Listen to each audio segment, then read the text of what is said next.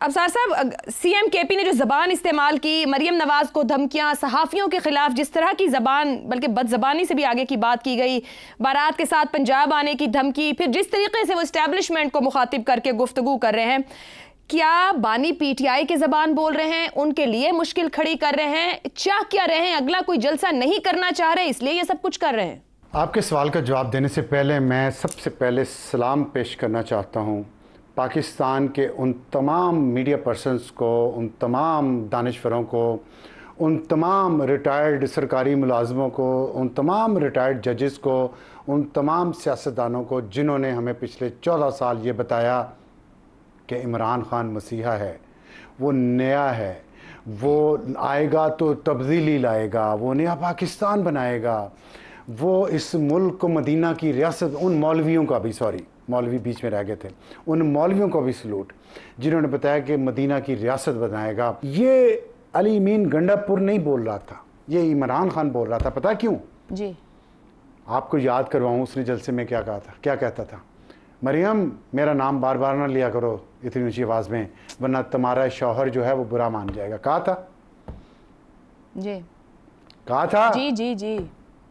कितने दानश्वरों ने उसका साथ छोड़ा, उसके बाद कितने एथिकल फिलोसोफर्स ने उसका साथ छोड़ा, कितने रिटायर्ड सरकारी नौकरों ने उसका साथ छोड़ा इस बात पे कि तुम्हें औरतों से बात करने की तमीज नहीं है। छोड़ा नहीं छोड़ा ना? तो आज उसके जो लौंडे लपाड़े हैं ना, आगे जो उसके छलेडे हैं, जो पले हुए हैं, आपके ख्याल में अली मीन गंडापुर आपने कहा डराने आया था? किसको डराने आया था? उनकी पॉकेट में पड़ा हुआ है। पॉकेट में, मैंने जरा मुहज्जब लफ्ज का बूट कहना चाहिए था, उनकी पड़ा हुआ है। अफसार साहब एक मिनट, आप कह रहे हैं जहां पॉकेट में पड़ा है उनको जो मुखातिब करके जो कुछ कह गया है वो उधर बर्दाश्त करना आसान है, ये तो बात भी वहां करना चाहते हैं, आप पॉकेट में कह रहे हैं। देखिए मेरी बात सुने, ये गेम बड़ी सोफिस्टिकेटेड होती है। कुछ जो चीजें होती हैं पुर्जे छोड़े होते हैं खुद जानबूझ के। वो किसको नुकसान, आपने भी कहा नुकसान किसको होगा? पार्टी को नुकसान होगा, इमेज को नुकसान होगा, पख्तून कौमियत को नुकसान पहुंचाया उसने, पीटीआई को नुकसान पहुंचाया उसने और पहुंचा रहा है, तबाह कर रहा है। अंदर पीटीआई के अंदर लड़ाई हुई है। पीटीआई के बारे में अगर कुछ लोग, कुछ तो महज़ब लोग होंगे ना, उन सरकारी नौकरों ने जिन्होंने इनको गालियां सिखाई हैं, उनके अलावा उनको तो कोई फर्क नहीं पड़ता औरतों के बारे में ऐसी जुबान, उनके मेरा ख्याल घरों के अंदर भी ऐसी जुबान इस्तेमाल होती होगी औरतों के लिए, या वो अगर कोई और उनकी औरतों के लिए इस्तेमाल कर जाए उन्हें बुरा नहीं लगता होगा। आम लोगों को, पाकिस्तानियों को लगता है बुरा अगर औरतों के खिलाफ इस तरह की जुबान लीडर इस्तेमाल करें, चाहे वो मुस्लिम लीग नून के लीडर हों, पीपल्स पार्टी के लीडर हों या पीटीआई के लीडर हों। फर्क सिर्फ एक है कि पीटीआई को यह कह के लाया गया कि तीसरी कुव्वत है, नहीं है, इन सबसे मुख्तलिफ है। और 20 साल ये प्रोपेगेंडा हमारे जहनों में डेरा गया। लेकिन आज हम देखते हैं इस मुल्क में जो सबसे बुरा इस्तिआरा है गाली का, सियासत को, सियासतदान को, हमारे कल्चर को बुरा कहने का, वो पीटीआई के पास है। और पीटीआई उसको अगली स्टेजेस तक ले गई है। कोई औरत महफूज नहीं है उनके जलसे में, कोई खातून सहाफ़ी उनसे महफूज नहीं है, कोई खातून सियासतदान उनसे महफूज नहीं है। और ये किसके नाम पे कर रहे हैं? पख्तून होने के नाम पे, पठान होने के नाम पे। आप सोचिए कितनी खतरनाक गेम खेल रहे हैं, कितनी गंदी गेम खेल रहे हैं। और इनको सिखाई ये गेम किसने? इनको मीडिया पे प्रमोट किसने किया? ये सब कसूरवार हैं। और ये चले छोड़े, मैं जो सियासी भड़क लगाई है उन्हें 15 दिन और 2 हफ्ते वाली, और आगे से नून लीग ने भी कहा करके दिखाओ, ये कोई जरूरत थी इस वक्त ये बात कहने की, या वाकई 2 हफ्ते में बानी पीटीआई बाहर आने वाले हैं? हाँ, ज़रूरत थी, जलसा था, लोग थे, लोगों को ड्रामा करके दिखाना था। इसलिए अलीमा खान पेशावर में जाके उस पर करप्शन के इल्ज़ाम लगा के आ गई हैं, नहीं लगाए, और इस्टेब्लिशमेंट से ताल्लुकात के इल्ज़ाम लगा के आ गई हैं। उसने अपने आप को बताना था। देखिए कुछ लोग रखे होते हैं जो बाहर खड़े होकर गालियाँ देते हैं इस्टेब्लिशमेंट को, लेकिन अंदर से साथ मिले होते हैं। He is one of them. मैं जिम्मेदारी से बात कर रहा हूँ। और कह रहे हैं मुझे एक बात, मैंने गिरफ्तार, अब तो कह रहे थे कर लेंगे, उन्होंने नहीं किया, तो क्या क्यों करें गिरफ्तार? वो किसका नुकसान कर रहा है, हमारा या अपनी पार्टी का, या पख्तून कौमियत के लोगों का? अब आप खुद बता दें किसका नुकसान उसने किया है, क्यों करें इसको अंदर? क्यों इसको हीरो बनाएं? आप मुझे बताएं, आपके सिस्टम को डराने आया था, मुझे बताएं कोई शख्स इस सिस्टम को डरा के चीफ मिनिस्टर बन सकता है? डायरेक्ट मफरूरियत से वो चीफ मिनिस्टर की कुर्सी पे पहुंचा। वैलिड पॉइंट, कुछ तो है ना सिस्टम के अंदर जो उसको सपोर्ट कर रहा है, कुछ तो है जो आजादी है कि आप कुछ भी कहें। अफसोस, सबको तो ये आजादी नहीं होती कि आप जो जब कहना चाहें आप कह सकते हैं। आप ठीक कह रहे हैं शहजाद साहब, मैं आपकी जानिब आऊं। जी बिल्कुल, ये बात सही है।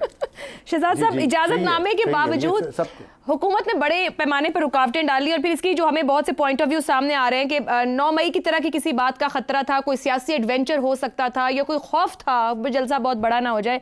जब इजाज़त दे दी गई थी तो इतनी सब रुकावटों की ज़रूरत क्या? और ये भी कमेंट कीजिएगा कि जो ये जिस तरह की गुफ्तगू, हिजान अंगेजी और ये सब कुछ वहाँ दिखाया गया, ये मैसेज किया गया या सिर्फ एक जलसे की हद तक के बयानात हैं? इससे ज़्यादा गंडापुर कुछ नहीं करेंगे सकते हैं। अच्छा, एक तो इन तमाम रुकावटों के बावजूद जो जलसा हुआ, आपने देखा कि उसने किस किस्म का गुस्सा और इश्ताल दिला दिया है लोगों के अंदर, खासतौर पर उन लोगों को जो कि पीटीआई को या उसके लीडरान को जिस नज़र से देखते हैं। यानी आपने उसका मुजाहरा देख लिया और हम देख रहे हैं कल से कि जो ये कमेंट्स आ रहे हैं उनका क्या नेचर है।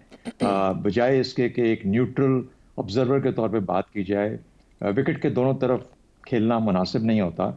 यानी गंडापुर का कम से कम एक चीज़ तो क्लियर हुई कि वो फौजी बूटों में बैठ के नहीं आया और किसी का परवरदा नहीं है, क्योंकि वो इस किस्म की गालियां दे गया वहाँ खड़ा होकर। अब गालियों को सुना जाए या इस चीज़ को माना जाए कि वो किसी का परवरदा और किसी के बूटों में बैठ के आया और चीफ मिनिस्टर सीधा बन गया।